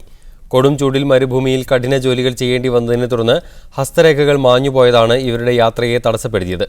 തൃശൂർ അയ്യന്തോൾ സ്വദേശി മസഹർ മൊയ്തീൻ, കന്യാകുമാരി മാർത്താണ്ഡം സ്വദേശികളായ രാജേഷ് പോൾ രാജ്, സോമശേഖരൻ, ആന്ധ്ര സ്വദേശി തിമ്മയ്യ എന്നിവരാണ് മാസങ്ങൾ നീണ്ട അലച്ചിലുകൾക്കും അനിശ്ചിതത്വത്തിനുമൊടുവിൽ നാട്ടിലേക്ക് കയറിയത്. സ്പാനിഷ് ഫുട്ബോൾ ടീമായ ബാഴ്സലോണയുടെ 3 ഔദ്യോഗിക ട്വിറ്റർ അക്കൗണ്ടുകൾ ഹാക്ക് ചെയ്തു. സിറിയൻ ഇലക്ട്രോണിക് ആർമി എന്ന് പരിചയപ്പെടുത്തിയ സംഘം സിറിയൻ പ്രസിഡന്റ് ബഷാറുൽ അസദിനെ അനുകൂലിക്കുന്നുണ്ട്. ബാഴ്സലോണ ഖത്തറുമായി ഉണ്ടാക്കിയ സ്പോൺസർഷിപ്പ് ഉടമ്പടിയാണ് ഹാക്കർമാരെ ചൊടിപ്പിച്ചത്. ഖത്തർ എയർവേസ് ആണ് നിലവിൽ ബാഴ്സലോണയുടെ സ്പോൺസർ. ഒമാനിൽ നിന്ന് കേരളത്തിലേക്കുള്ള എയർ ഇന്ത്യ എക്സ്പ്രസ് വിമാനങ്ങളുടെ സമയം മാറ്റുന്നു. ഏപ്രിൽ മുതൽ പുതിയ സമയക്രമം നിലവിൽ വരും. മസ്കറ്റിൽ നിന്ന് ഉച്ചയ്ക്ക് 1:30 പോകുന്ന തിരുവനന്തപുരം വിമാനം രാവിലെ 11:30 പുറപ്പെടും. രാവിലെ 10:05 തിരുവനന്തപുരത്ത് നിന്ന് മസ്കറ്റിലേക്ക് പോന്നിരുന്ന വിമാനം രാവിലെ 8:05 തിരിക്കുക. കോഴിക്കോട്ടേക്ക് ഉച്ചയ്ക്ക് 2:05 പോകുന്ന വിമാനം 12:55 പുറപ്പെടും. ഇപ്പോൾ കോഴിക്കോട്ട് നിന്ന് രാവിലെ 11 മസ്കറ്റിലേക്ക് വരുന്ന വിമാനം രാവിലെ 10 തിരിക്കും. സലാല, കൊച്ചി, തിരുവനന്തപുരം വിമാന സർവീസുകൾ ഇതോടൊപ്പം പുനഃസ്ഥാപിച്ചിട്ടുണ്ട്. സലാലയിൽ നിന്ന് ഉച്ചയ്ക്ക് 2:40 പുറപ്പെടുന്ന വിമാനം രാത്രി 8 കൊച്ചിയിലും 9:40 തിരുവനന്തപുരത്തും എത്തുമെന്ന് അധികൃതർ അറിയിച്ചു. ഇന്തോനേഷ്യയിൽ നിന്ന് വീട്ടുജോലിക്കാരെ റിക്രൂട്ട് ചെയ്യുന്നതിന് സൗദി അറേബ്യയും ഇന്തോനേഷ്യയും തമ്മിൽ ഗാർഹിക തൊഴിൽ കരാർ ഒപ്പുവെച്ചു. റിയാദിൽ നടന്ന ചടങ്ങിൽ സൗദി തൊഴിൽ മന്ത്രി എഞ്ചിനീയർ ആദിൽ ഫഖീഹും ഇന്തോനേഷ്യൻ കുടിയേറ്റ വകുപ്പ് മന്ത്രി മൊഹൈമിൻ ഇസ്കന്ദറുമാണ് കരാറിൽ ഒപ്പുവെച്ചത്. ഫിലിപ്പൈൻ, ഇന്ത്യ, ശ്രീലങ്ക എന്നീ രാജ്യങ്ങളുമായി കരാർ ഒപ്പിട്ടതിന് പിന്നാലെയാണ് ഇന്തോനേഷ്യയുമായി സൗദി കരാർ ഒപ്പിട്ടത്. തൊഴിലാളികളുടെ വേതന സേവന വ്യവസ്ഥകൾ സംരക്ഷിക്കുന്നതിനായി ഇരു രാജ്യങ്ങളും ചേർന്ന് സംയുക്ത സമിതി രൂപീകരിക്കും. സൗദി തൊഴിൽ സഹമന്ത്രി മുഫ്രിജ് അൽ ഹക്ബാനി, സൗദിയിലെ ഇന്തോനേഷ്യൻ അംബാസഡർ ഗഗോദ് അബ്ദുള്ള മൻസൂർ എന്നിവരും ചടങ്ങിൽ പങ്കെടുത്തു. അബുദാബി ഖസർ അൽ ഹൊസൻ ഫെസ്റ്റിവലിന്റെ ഭാഗമായി തലസ്ഥാന നഗരിയിലെ 4 പ്രധാന റോഡുകളിൽ നാളെ ഗതാഗത നിയന്ത്രണം ഏർപ്പെടുത്തും. ഉച്ചയ്ക്ക് 2 മുതൽ രാത്രി 8 വരെയാണ് നിയന്ത്രണം. എയർപോർട്ട് റോഡിൽ ഹംദാൻ, അൽഫല സ്ട്രീറ്റുകൾക്കിടയിലും ഇലക്ട്ര ഹംദാൻ സ്ട്രീറ്റുകൾക്കിടയിലുമാണ് റോഡ് അടച്ചിടുക. ഖാലിദ് ബിൻ അൽ വലീദ് സ്ട്രീറ്റിലെ റോഡും അൽ മൻഹൽ പാലസിന് സമീപമുള്ള Al Mashtal street, airport, Mubarak bin Mohammed street എന്നിവയും അടച്ചിടും. ഇതുവഴി സർവീസ് നടത്തുന്ന ബസ്സുകൾ വഴി തിരിച്ചുവിടുകയും ചെയ്യും. ദുബായിൽ പ്രമേഹത്തിനെതിരെയുള്ള ബോധവൽക്കരണത്തിന്റെ ഭാഗമായി ഈ മാസം 21-ന് കൂട്ട നടത്തം സംഘടിപ്പിക്കും. വാക്ക് ഫോർ വെൽനസ് എന്ന പേരിൽ ദുബായ് സാബിൽ പാർക്കിലാണ് പരിപാടി. ഇന്ത്യൻ മീഡിയ ഫോറം UAEയുടെ സഹകരണത്തോടെ ലുലു ഗ്രൂപ്പാണ് പരിപാടി സംഘടിപ്പിക്കുന്നത്. 10,000 പേരെയാണ് കൂട്ട നടത്തത്തിൽ പ്രതീക്ഷിക്കുന്നതെന്ന് സംഘാടകർ അറിയിച്ചു. നിലവിൽ 7,000-ലധികം പേർ രജിസ്റ്റർ ചെയ്തതായും ഭാരവാഹികൾ അറിയിച്ചു. സോഷ്യൽ മീഡിയയിലൂടെ പ്രശസ്തമായ തൈക്കൂടം ബ്രിഡ്ജ് സംഗീത ബാൻഡിന്റെ ഗൾഫിലെ ആദ്യ പരിപാടി വ്യാഴാഴ്ച വൈകിട്ട് 7-ന് അൽ നാസർ ലിഷർ ലാൻഡിൽ നടക്കും. 17 സംഗീതജ്ഞരും 3 സൗണ്ട് എഞ്ചിനീയർമാരും അടങ്ങുന്ന ബാൻഡിന്റെ പരിപാടി വ്യത്യസ്ത അനുഭവമായിരിക്കുമെന്ന് സംഘാടകർ വാർത്താസമ്മേളനത്തിൽ പറഞ്ഞു. ബന്ധുക്കളായ ഗോവിന്ദ് മേനോനും സിദ്ധാർത്ഥ് മേനോനുമാണ് ബാൻഡിന്റെ സ്ഥാപകർ. ഗ്രൂപ്പിന്റെ സ്വന്തം ഗാനങ്ങളായ ഫിഷ് റോക്ക്, ശിവ എന്നിവ ഇതിനകം ഹിറ്റ് ചാർട്ടുകളിൽ ഇടം പിടിച്ചിട്ടുണ്ട്. ഖത്തറിൽ അറബ് പോലീസ് ഡേ ആഘോഷങ്ങൾ നടന്നു. വിവിധ സേനാ വിഭാഗങ്ങളുടെയും സുരക്ഷാ ഉദ്യോഗസ്ഥരുടെയും ഒത്തുചേരലായി നടന്ന പരിപാടിയിൽ വിശിഷ്ട സേവനമനുഷ്ഠിച്ച് വിരമിച്ച മുൻകാല പോലീസ് ഉദ്യോഗസ്ഥർക്കുള്ള പുരസ്കാരങ്ങൾ വിതരണം ചെയ്തു. ഖത്തറിലെ പബ്ലിക് സെക്യൂരിറ്റി വിഭാഗം director general Saad bin Jassim Al Khulaifi മുഖ്യാതിഥിയായിരുന്നു. ആഭ്യന്തര മന്ത്രാലയവുമായി ബന്ധപ്പെട്ട് പ്രവർത്തിക്കുന്ന വിവിധ സ്പോർട്സ് ക്ലബ്ബുകളുടെ പ്രതിനിധികളെയും പരിപാടിയിൽ ആദരിച്ചു. മാതാ അമൃതാനന്ദമയിയുടെ ആത്മീയ കേന്ദ്രത്തിലെ നിഗൂഢതകളെക്കുറിച്ച് വെളിപ്പെടുത്തൽ വിവാദമാകുന്നു. അമൃതാനന്ദമയിയുടെ പേഴ്സണൽ അസിസ്റ്റന്റായിരുന്ന ഓസ്ട്രേലിയൻ വനിത ഗെയിൽ ടെഡ്വെൽ എഴുതിയ holy hell a memoir of faith, devotion and pure madness എന്ന പുസ്തകമാണ് ലോകത്തെ ഞെട്ടിച്ച വിവരങ്ങൾ പുറത്തുവിട്ടത്. പേര് പോലെ തന്നെ മാതാ അമൃതാനന്ദമയി നടത്തുന്ന ആത്മീയ കേന്ദ്രം വിശുദ്ധ നരകമാണെന്ന് തെളിയിക്കുന്ന വെളിപ്പെടുത്തലുകളാണ് ഗെയിൽ ട്രെഡൽ പുസ്തകത്തിലൂടെ നടത്തുന്നത്. ബലാത്സംഗം, ലൈംഗിക ചൂഷണം, സാമ്പത്തിക തട്ടിപ്പ് തുടങ്ങിയവ നിർബാധം നടക്കുന്ന കേന്ദ്രമാണ് വള്ളിക്കാവിലേതെന്ന് പുസ്തകം പറയുന്നു. അമ്മയുടെ അടുത്ത അനുയായിയായ സ്വാമിയുടെ ബലാത്സംഗത്തിന് താൻ പലവട്ടം ഇരയായി. ഈ സ്വാമിയെ ബാലു എന്നാണ് ഗെയിൽ പരിചയപ്പെടുത്തുന്നത്. ഹവായി ദ്വീപിൽ വെച്ച് ബാലുവുമായി അമൃതാനന്ദമയി ലൈംഗിക ബന്ധത്തിലേർപ്പെടുന്നതിന് താൻ ദൃക്സാക്ഷിയാണ്. അമൃതാനന്ദമയിക്ക് നിരവധി സ്വാമിമാരുമായി ബന്ധമുണ്ട്. അക്രമകാരിയായ സ്ത്രീയെയാണ് ലോകം അമ്മയെന്ന് വിളിക്കുന്നത്. കൂട്ടത്തിലുള്ളവരെ ശാരീരികമായി പോലും ആക്രമിക്കുന്നു. സ്വർണത്തോടും പണത്തോടും അത്യാർത്തിയാണ്. സംഭാവനയായി ലഭിച്ച 100 മില്യണിലധികം സ്വിസ് ഫ്രാങ്ക് സ്വിസ് ബാങ്കിൽ നിക്ഷേപമായുണ്ട്. വരുമാനത്തിന്റെ ഭൂരിഭാഗവും ഇവരുടെ കുടുംബത്തിനാണ് ലഭിക്കുന്നത്. ആത്മകഥാപരമായ പുസ്തകത്തിൽ ആശ്രമത്തിന്റെ വിവിധ വളർച്ചാഘട്ടങ്ങളും ഗെയിൽ രേഖപ്പെടുത്തുന്നു. ഓസ്ട്രേലിയക്കാരിയായ ഗെയിൽ 21-ാം വയസ്സിലാണ് ആശ്രമത്തിലെത്തുന്നത്. പിന്നീട് അമൃതാനന്ദമയിയുടെ പേഴ്സണൽ അസിസ്റ്റന്റായി 20 വർഷം പ്രവർത്തിച്ചു. ആശ്രമത്തിലെ നിഗൂഢതകൾ നേരിട്ടറിയാവുന്ന ഗെയിൽ 1999-ലാണ് പീഡനം സഹിക്കാനാവാതെ ആശ്രമം വിട്ടത്. News desk Media 1. Mata Amritanandamayi ആശ്രമത്തിലെ തട്ടിപ്പുകൾ പുറത്തുവിട്ട ഗെയിൽ ട്രെഡ്വെലിനെ അനുകൂലിച്ച് ഫേസ്ബുക്കിൽ കുറിപ്പെഴുതിയ CPM സംസ്ഥാന കമ്മിറ്റി അംഗം P. ജയരാജൻ കുറിപ്പ് പിൻവലിച്ചത് വിവാദമായി. തന്റെ അറിവോടെയല്ല കുറിപ്പ് പ്രസിദ്ധീകരിച്ചത് എന്ന വിശദീകരണത്തോടെയാണ് കുറിപ്പ് പിൻവലിച്ചത്. 2 കുറിപ്പുകളും ഫേസ്ബുക്കിൽ ഒരേ അക്കൗണ്ടിൽ നിന്നാണ് പ്രസിദ്ധീകരിച്ചത്. ഗെയിൽ ട്രെഡ്വെലിന്റെ പുസ്തകത്തിലെ തുറന്നെഴുത്തിനെ പ്രകീർത്തിക്കുന്നതായിരുന്നു P. ജയരാജന്റെ ഫേസ്ബുക്കിലെ ആദ്യ കുറിപ്പ്. ഇന്ത്യയിൽ വെച്ചാണ് ഇത് പറഞ്ഞിരുന്നതെങ്കിൽ ഗെയിലിന് ഇപ്പോൾ അനുശോചനക്കുറിപ്പ് എഴുതേണ്ടി വരുമായിരുന്നുവെന്നും ആദ്യ കുറിപ്പിൽ ഉണ്ടായിരുന്നു. മിഡിൽ ഈസ്റ്റിലെ പ്രധാന ചർച്ചാ വിഷയത്തിലേക്ക് വരാം. പാർട്ടിയിലും സർക്കാരിലും പിടിമുറുക്കി പരിഷ്കരണ നടപടികളുമായി VM സുധീരൻ മുന്നോട്ട്. കോൺഗ്രസ് മന്ത്രിമാർക്ക് പെരുമാറ്റച്ചട്ടം ഏർപ്പെടുത്താൻ, മന്ത്രിമാരുടെ പ്രവർത്തനം വിലയിരുത്താൻ 5-അംഗ സമിതിയെ നിയോഗിക്കാനും KPCC ഭാരവാഹി യോഗത്തിൽ തീരുമാനമായി. പുതുതായി ബാർ ലൈസൻസ് അനുവദിക്കരുതെന്നും ആവശ്യപ്പെട്ടു. 3 മണിക്കൂർ നീണ്ട യോഗത്തിൽ മുഖ്യമന്ത്രി 10 മിനിറ്റ് മാത്രമാണ് പങ്കെടുത്തത്. VM സുധീരൻ അധ്യക്ഷനായ ശേഷം നടന്ന ആദ്യ KPCC ഭാരവാഹി യോഗത്തിലാണ് പാർട്ടിയെയും സർക്കാരിനെയും സംബന്ധിച്ച സുപ്രധാന തീരുമാനങ്ങളെടുത്തത്. മന്ത്രിമാരുടെ പ്രവർത്തനം സുതാര്യമാക്കാനാവശ്യമായ തീരുമാനങ്ങൾ യോഗത്തിലുണ്ടായി. എല്ലാ കോൺഗ്രസ് മന്ത്രിമാരും പെരുമാറ്റച്ചട്ടം പാലിക്കാൻ നിർബന്ധിതരാകും. ഓരോ മന്ത്രിയുടെയും പ്രവർത്തനം വിലയിരുത്താൻ മന്ത്രിയും KPCC ഭാരവാഹിയും ഉൾപ്പെട്ട 5-അംഗ സമിതിയെ ചുമതലപ്പെടുത്തി. മന്ത്രിമാരുടെ പ്രവർത്തനങ്ങളെ ഈ സമിതി വിലയിരുത്തുകയും ആവശ്യമായ നിർദ്ദേശങ്ങൾ നൽകുകയും ചെയ്യും. മന്ത്രിമാരുടെ സന്ദർശനങ്ങൾ പാർട്ടി പ്രാദേശിക നേതൃത്വത്തെ അറിയിക്കണം. പാർട്ടി പ്രവർത്തകരും സർക്കാരും തമ്മിലുള്ള ബന്ധം ഏകോപിപ്പിക്കുന്നതിനും 3-അംഗ സമിതിയെ രൂപീകരിക്കും. MM ഹസൻ, ശൂരനാട് രാജശേഖരൻ, തമ്പാനൂർ രവി എന്നിവരാണ് സമിതി അംഗങ്ങൾ. ആമുഖ പ്രഭാഷണം നടത്തിയ VM സുധീരൻ പുതുതായി ബാർ ലൈസൻസുകൾ അനുവദിക്കരുതെന്ന് ആവശ്യപ്പെട്ടു. പരസ്യപ്രസ്താവനകൾ ആരുടെ ഭാഗത്തുനിന്നും ഉണ്ടാകാൻ പാടില്ല. ഘടകകക്ഷികൾ അവരുടെ അഭിപ്രായങ്ങൾ UDF നേതൃത്വത്തോടാണ് പറയേണ്ടതെന്നും അദ്ദേഹം പറഞ്ഞു. രാവിലെ 10:15 തുടങ്ങിയ ഭാരവാഹി യോഗത്തിൽ ഏറെ വൈകി ഉച്ചയ്ക്ക് 1:20 മുഖ്യമന്ത്രി 10 മിനിറ്റ് മാത്രമാണ് യോഗത്തിൽ പങ്കെടുത്തത്. അതിനിടെ KPCC ഭാരവാഹി യോഗത്തിൽ അവതരിപ്പിച്ച രാഷ്ട്രീയ പ്രമേയത്തിൽ വികസന പ്രവർത്തനങ്ങളുടെ പട്ടികയിൽ നിന്ന് ആറന്മുള വിമാനത്താവളത്തെ ഒഴിവാക്കി. ആറന്മുള സംബന്ധിച്ച് VM സുധീരൻ തന്റെ നിലപാട് തുടരുന്നു എന്നതിന് തെളിവാണ് ഈ സംഭവം. മീഡിയ 1 തിരുവനന്തപുരം. ഈ വിഷയം ചർച്ച ചെയ്യാൻ KC അബൂബക്കർ സ്കൈപ്പ് വഴി നമ്മോടൊപ്പം ദുബായിൽ നിന്ന് ചേരും. ഒപ്പം ബാലചന്ദ്രൻ നായർ, ഇടത് സാമൂഹ്യ പ്രവർത്തകൻ, അദ്ദേഹവും സ്കൈപ്പ് വഴി ഈ ചർച്ചയിൽ പങ്കാളിയാവും.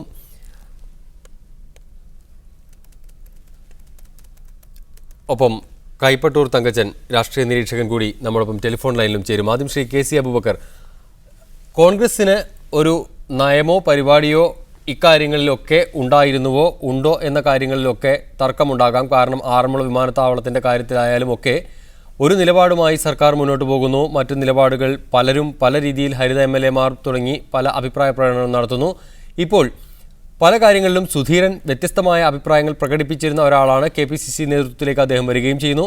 അദ്ദേഹത്തിന് ഈ കാര്യങ്ങളിലൊക്കെ തന്നെ സർക്കാരുമായി അഭിപ്രായ ഭിന്നത അദ്ദേഹം കഴിഞ്ഞ കാലങ്ങളിൽ പ്രകടിപ്പിച്ചിരുന്നു. ഇദ്ദേഹം KPCC നേതൃത്വത്തിലേക്ക് വന്ന് നടപ്പാക്കുന്ന പരിഷ്കാരങ്ങൾ എത്രമാത്രം ഫലം ചെയ്യും, അത് എത്രമാത്രം ബാക്കിയുള്ളവർ അംഗീകരിക്കും? നമസ്കാരം. കേരള പ്രദേശ് കോൺഗ്രസ് കമ്മിറ്റിയുടെ അധ്യക്ഷനായിക്കൊണ്ട് ശ്രീ VM സുധീരൻ കടന്നു വന്നതോടെ കേരളത്തിലുണ്ടായിട്ടുള്ള മാറ്റം നാം കാണേണ്ടതുണ്ട്. VM സുധീരൻ KPCC പ്രസിഡന്റ് ആകുന്നതിന് മുമ്പ് തന്നെ അദ്ദേഹത്തിന് സ്വതന്ത്രമായ അഭിപ്രായങ്ങളും സ്വതന്ത്രമായ നിലപാടുകളുള്ള വ്യക്തിയാണ്. ആയതുകൊണ്ട് തന്നെ അദ്ദേഹം KPCC പ്രസിഡന്റായി വന്നതോടുകൂടി അദ്ദേഹത്തിന്റെ അഭിപ്രായങ്ങളും അദ്ദേഹത്തിന്റെ ആശയങ്ങളൊക്കെ തന്നെ KPCC-യിൽ അവതരിപ്പിച്ച് ഇനി അദ്ദേഹം പറയുന്ന കാര്യങ്ങളൊക്കെ കേരള പ്രദേശ് കോൺഗ്രസ് കമ്മിറ്റിയുടെ അഭിപ്രായമായി KPCC എക്സിക്യൂട്ടീവ് തീരുമാനം അനുസരിച്ചായിരിക്കും എന്നാണ് ഞങ്ങൾക്ക് പ്രതീക്ഷിക്കുന്നത്. അദ്ദേഹം പറയുന്ന അഭിപ്രായങ്ങളൊക്കെ തന്നെ കോൺഗ്രസിന്റെ ഗവൺമെന്റിനോ കോൺഗ്രസ് മുഖ്യമന്ത്രിക്കോ അഭിപ്രായ വ്യത്യാസമുള്ള കാര്യങ്ങളൊന്നുമല്ല. അങ്ങനെയാണെങ്കിൽ ശ്രീ അബൂബക്കർ, നേരത്തെ ഇരുന്ന രമേശ് ചെന്നിത്തലയും ഇതേ അഭിപ്രായങ്ങളൊക്കെ പ്രകടിപ്പിക്കേണ്ടതായിരുന്നു. KPCC-യുടെ പൊതുവായ അഭിപ്രായമാണ്, അത് ചർച്ച ചെയ്തെടുത്ത തീരുമാനമാണ് എന്നൊക്കെയാണെങ്കിൽ സുധീരൻ വന്ന ശേഷം പെട്ടെന്ന് പുതിയ പരിഷ്കാരങ്ങൾ വരുന്നു, പുതിയ പ്രഖ്യാപനങ്ങൾ വരുന്നു, പുതിയ നിലപാടുകൾ വരുന്നു. അങ്ങനെ ഒരു വ്യക്തിയെ കേന്ദ്രീകരിച്ചാണോ ഒരു KPCC-ക്കോ ഒരു പാർട്ടിക്കോ നയ സമീപനങ്ങൾ ഉണ്ടാവേണ്ടത്? ഒരിക്കലല്ല. വ്യക്തികേന്ദ്രിതമായിട്ടല്ല. ഇന്ത്യൻ നാഷണൽ കോൺഗ്രസ് സംബന്ധിച്ചിടത്തോളം വ്യക്തമായ ഒരു അജണ്ടയും വ്യക്തമായ ഒരു ചട്ടക്കൂടും അതിന് നേതൃത്വമൊക്കെ ഉണ്ട്. അതനുസരിച്ചാണ് ഇന്ത്യൻ നാഷണൽ കോൺഗ്രസ് പ്രവർത്തിക്കുന്നത്. ഇപ്പോൾ കാണുന്ന പുതിയ പ്രവണതകൾ പോലെ ഒരു ആൾക്കൂട്ടമല്ല ഇന്ത്യൻ നാഷണൽ കോൺഗ്രസ്. അതിന് അഖിലേന്ത്യാ നേതൃത്വമുണ്ട്, അതനുസരിച്ച് കേരളത്തിലും നേതൃത്വമുണ്ട്, ഒരു പാർട്ടിയുണ്ട്. ആ പാർട്ടിയുടെ അഭിപ്രായം അനുസരിച്ച് KPCC എക്സിക്യൂട്ടീവ് അഭിപ്രായം അനുസരിച്ചായി തന്നെയാണ് സർക്കാർ മുന്നോട്ട് പോകുന്നത്. ഇതുവരെയും മുന്നോട്ട് പോയിക്കൊണ്ടിരുന്നത് അങ്ങനെ തന്നെയാണ്. അങ്ങനെയല്ല എന്നാണ് ഇപ്പോൾ നടക്കുന്ന ചർച്ചകളിൽ നിന്ന് ഞങ്ങൾക്കൊക്കെ മനസ്സിലാക്കാൻ കഴിയുന്നത്. കാരണം പുതുതായി ചില പ്രഖ്യാപനങ്ങൾ ഉണ്ടാവുകയും ചില സമീപനങ്ങൾ ഉണ്ടാവുകയും ഇനി സർക്കാർ ഇതിന്റെ നിയന്ത്രണത്തിലായിരിക്കും എന്നും അല്ലെങ്കിൽ ഒരു ഏകോപന സമിതി വളരെ സജീവമായി തന്നെ ഇടപെട്ടുകൊണ്ടിരിക്കുമെന്നും ഒരു തോന്നൽ ഉണ്ടാകുന്നു. അല്ല, ഇനി അങ്ങനെ വരും എന്ന അർത്ഥം നേരത്തെ അങ്ങനെ ആയിരുന്നില്ല എന്നുള്ളതല്ല.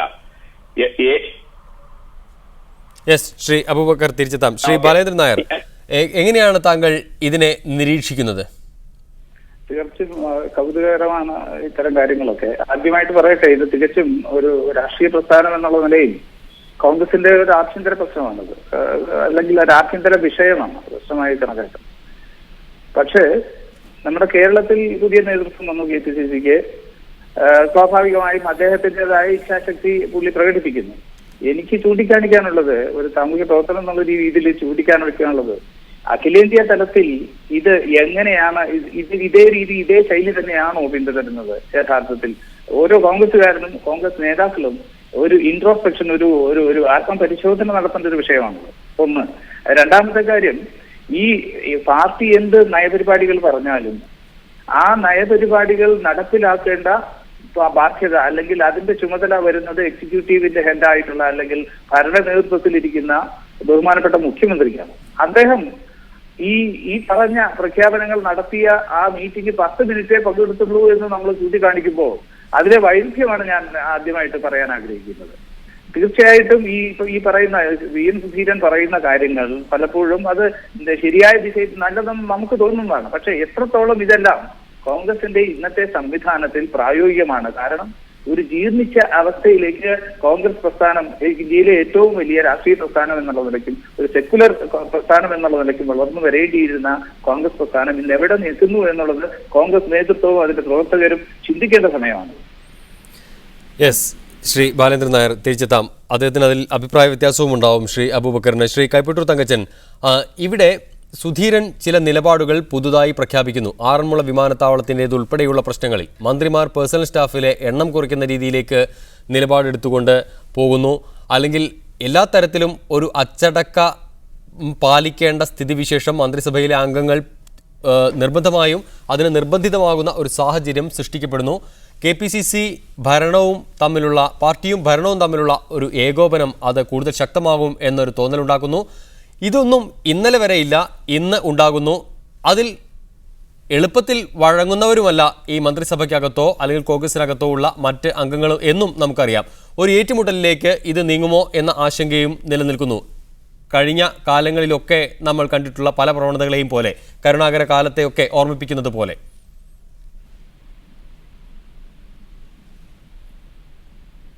ഹലോ ശ്രീ തങ്കച്ചൻ, ഹലോ, കേൾക്കാമോ താങ്കൾക്ക്?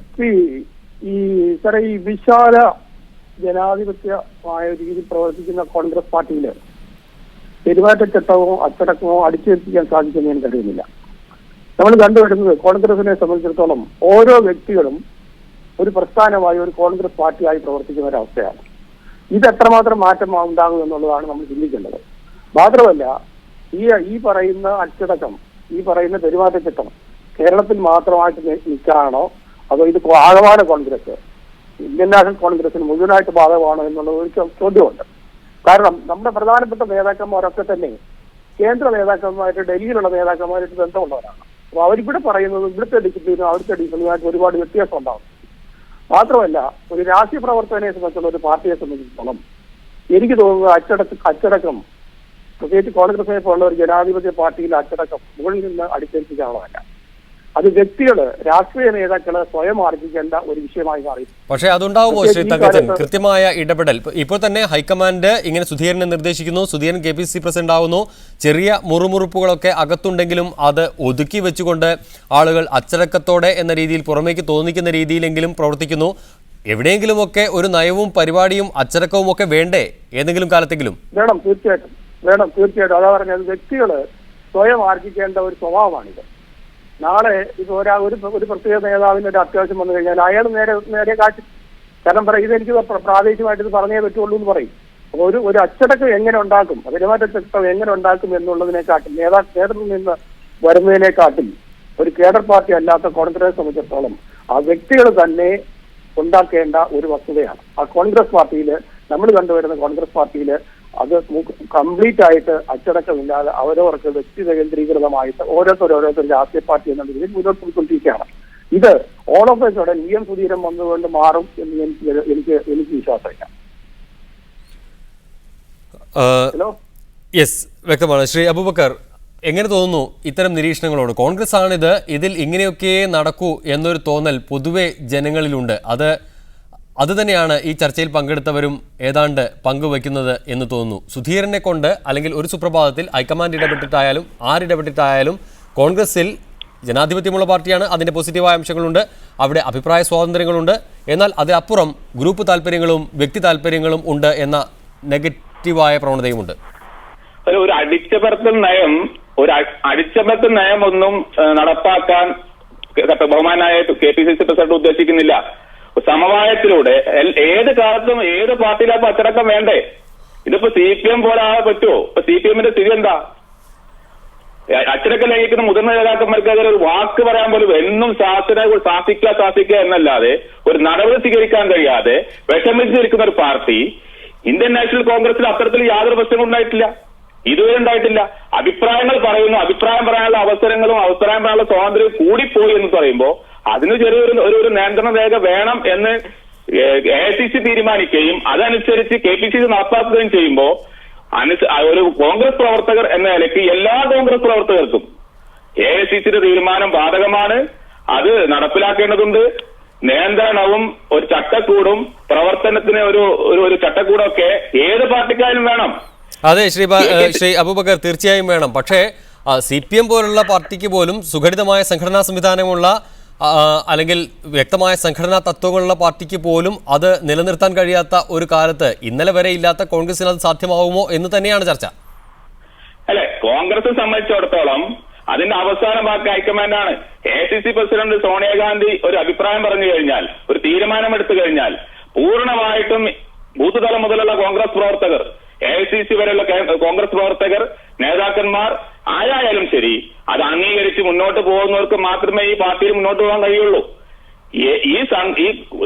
ഇന്ന് പ്രവർത്തിച്ചുകൊണ്ടിരിക്കുന്ന കേരളത്തിന്റെ ഗവൺമെന്റ്, ആ ഗവൺമെന്റ് ജനങ്ങൾക്ക് വേണ്ടി ഒരുപാട് കാര്യങ്ങൾ ചെയ്യുന്നു, ഒരുപാട് ജനക്ഷേമകരമായ പ്രവർത്തനങ്ങൾ ചെയ്യുന്നു. ഇത് ജനങ്ങളിലേക്ക് എത്തിക്കുന്നതിന് വേണ്ടിയും ജനങ്ങളെ ബോധ്യപ്പെടുത്തുന്നുള്ള പ്രവർത്തനങ്ങൾ പാർട്ടി മുന്നോട്ട് പോകുമ്പോൾ സർക്കാരും പാർട്ടിയും യോജിച്ച് ജനങ്ങൾ, KPCC പ്രസിഡന്റ് VN സുധീരൻ പറഞ്ഞു അത് തന്നെയാണ്, ജനഹിതങ്ങൾക്കനുസരിച്ച് സർക്കാരും പാർട്ടിയും പ്രവർത്തിക്കണമെന്നാണ് പറഞ്ഞത്. അപ്പോൾ ഇന്നലെ വരെ ജനഹിതങ്ങൾക്ക് അനുസരിച്ചല്ല സർക്കാർ പോയിക്കൊണ്ടിരുന്നത് എന്നൊരു ധ്വനിയും അതിലുണ്ട്. ആറന്മുള വിമാനത്താവളത്തിന്റേത് ഉൾപ്പെടെയുള്ള പ്രശ്നങ്ങളിൽ ആറന്മുള വിമാനത്താവളത്തിന്റെ കാര്യത്തിൽ കേരള പ്രദേശ് കോൺഗ്രസ് കമ്മിറ്റി ചർച്ച ചെയ്ത് തീരുമാനമെടുത്തിട്ടില്ല എന്നാണ് ഇന്ന് KPCC പ്രസിഡന്റ് പറഞ്ഞത്. സർക്കാർ തീരുമാനമെടുത്ത് മുന്നോട്ട് പോകുന്നു. അപ്പോൾ പുതുതായി ഇത്തരം കാര്യങ്ങൾ ചർച്ച ചെയ്യുമ്പോൾ അസ്വാസ്ഥ്യങ്ങൾ ഉണ്ടാകും. അതൊന്നും മുൻകൂട്ടി നമുക്ക് പറയാൻ കഴിയില്ല.